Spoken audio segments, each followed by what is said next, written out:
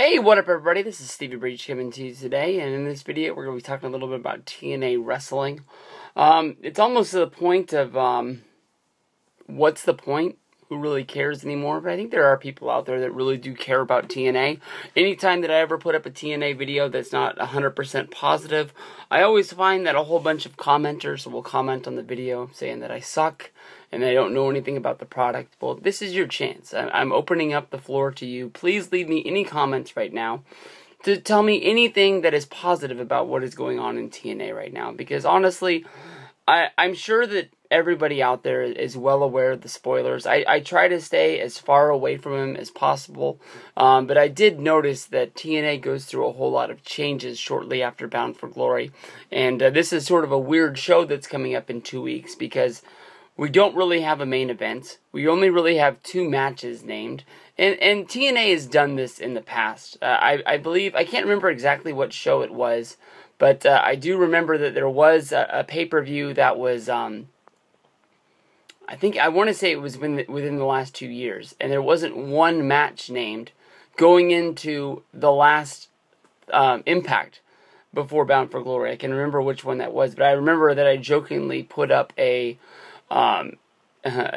predictions video on the pay-per-view, and where I predicted what matches were going to be on the show, since there were no matches that were named. There wasn't even a main event, but I don't know. I mean, it just seems to me that it's weird that this match is almost like the Bound for Glory pay-per-view almost doesn't even go along with what's going on television. I know that's the biggest problem with TNA, is that they have, signed an extension with Spike, and they're going to be on Spike until the end of the year, which I believe their last show will be the day before New Year's Eve, if my calendar matches up right in my head. And, they've already pre-taped the things that are going to happen, and they've already changed almost every single title that's in the company. And then they're going to go sort of back in time to film this show and film it live from Tokyo, Japan, which was a very smart idea. Basically you would think, why isn't TNA holding it in the United States? With it going to Japan, it seems like it's something sort of special. It turns out that the company that they're going to be working with over in Japan ends up, they're paying for the arena. They're going to shoot the show. A lot of the wrestlers are going to be their wrestlers that are going to be featured. Basically all the TNA has to do is just sort of promote this in the States, where people will buy it off of pay-per-view, and then send some of the wrestlers over there for them to get used on the show. So, I mean, basically, it seems like it's an all-win situation if they're able to get people to pay for this show. That way they can do this. I remember when it was first named, people were jumping on board. Like, I can't wait to order this show because it's going to be special and it's going to be from Japan. I know that, my friend, freaking Yaya88, he went to Toronto when the New Japan guys came there for, I can't remember what the name of the show was, When Worlds Collide, or it was something like that, where ROH met against New Japan. I don't know a lot about Japanese wrestling. People go crazy about it. I see it all over my Twitter timeline, and when I listen to Observer Radio, they review all of the New Japan shows on there, so I get to hear those guys' names, and it's kind of cool to hear some names that I've heard from the past that are doing well over there. But as far as I know, the company that TNA is working with isn't New Japan, and it's like a company off to the side that I think is run by the Great Muta, who doesn't even really have the stars or the names that New Japan Wrestling has. And it sort of seems like it's a step, I don't want to say a step down, but it doesn't seem like it's, the A-plus talent. It would be almost to be like TNA working with the TNA of Japan, I guess you could say. But with the matches that they have named, it just seems like this is such a weird show. I went to last year's TNA show. It was in San Diego. It feels like a world ago. It doesn't even feel like, that was TNA. Last year with TNA 2013 Bound for Glory. You had your aces and eights, Bully Ray going up against AJ Styles, Sting versus Magnus. You had that X Division match that had like 5 guys in it. There was Angle versus Rude. I had a really fun time with that show, but then again, I had different eyes than a lot of people did that were sitting at home. I had a front row seat. I enjoyed the weekend where I got to meet and hang out with a lot of TNA wrestlers. So maybe my review is a little bit skewed over everybody else's, but I honestly don't see what, anybody would be sitting down to watch this show. The matches that they announced is Tajiri and the Great Muta tagging up, going up against James Storm and the Great Sonata. I understand that James Storm and the Great Sonata are having this sort of angle where James Storm is taking these guys and he's starting his own sort of revolution group, and basically the Great Sonata was the student of the Great Muta, and he wasn't getting any wins in TNA, so basically Sonata jumped ship, went with James Storm, thinking that he could push him to the top, even though the James Storm only held the TNA Championship one time, and it was for the matter of just a few days. I think it was a week in television time before his buddy Robert Roode broke the beer bottle over his head, broke the beer money up.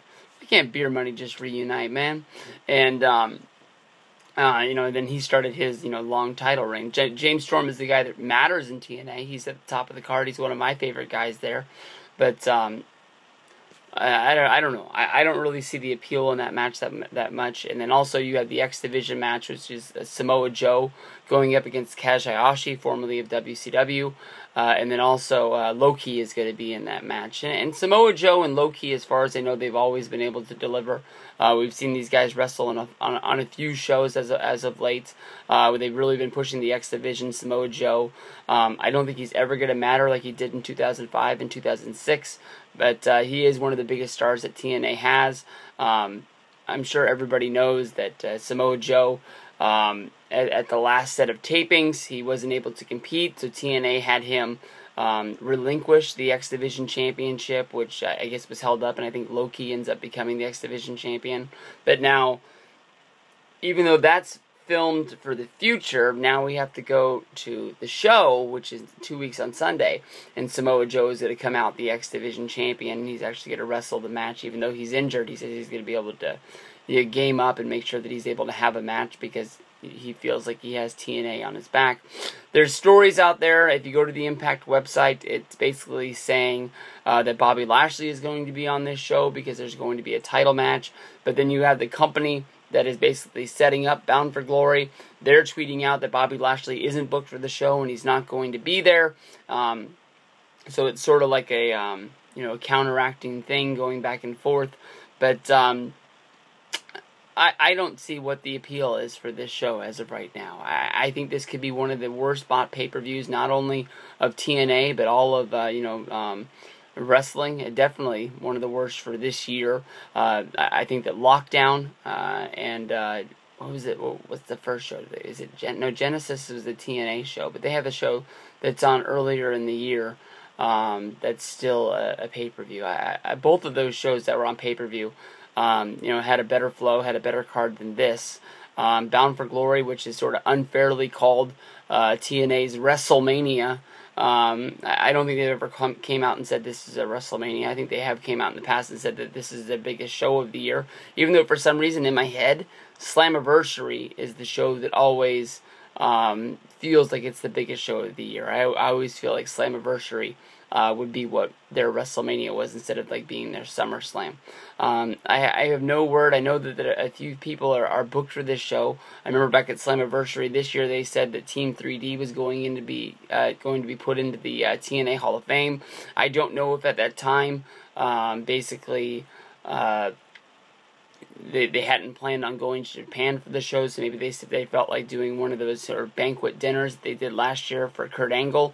And maybe that's being scrapped, but then you also have Bully Ray, which I guess the word is that he's signed a few extra dates so he could do the tapings up into Bound for Glory, and then maybe Bound for Glory would be his last show, and then he wouldn't be with the company anymore, since basically a lot of the stories are coming out that a lot of the people don't want to sign with TNA because they don't know where the TV is going to be or where it's going to come from, and you don't want to sign yourself to be locked into a company for a year or 2 years, not have television, and who knows what's going to happen. If you go over to TNA's schedule on the Impact Wrestling website, basically they don't have any more television tapings, and they only have shows that go into November.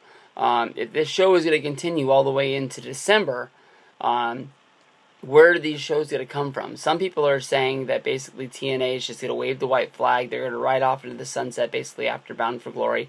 Let the television expire to the point they're going to do it, and then just throw their hands up and say, you know what?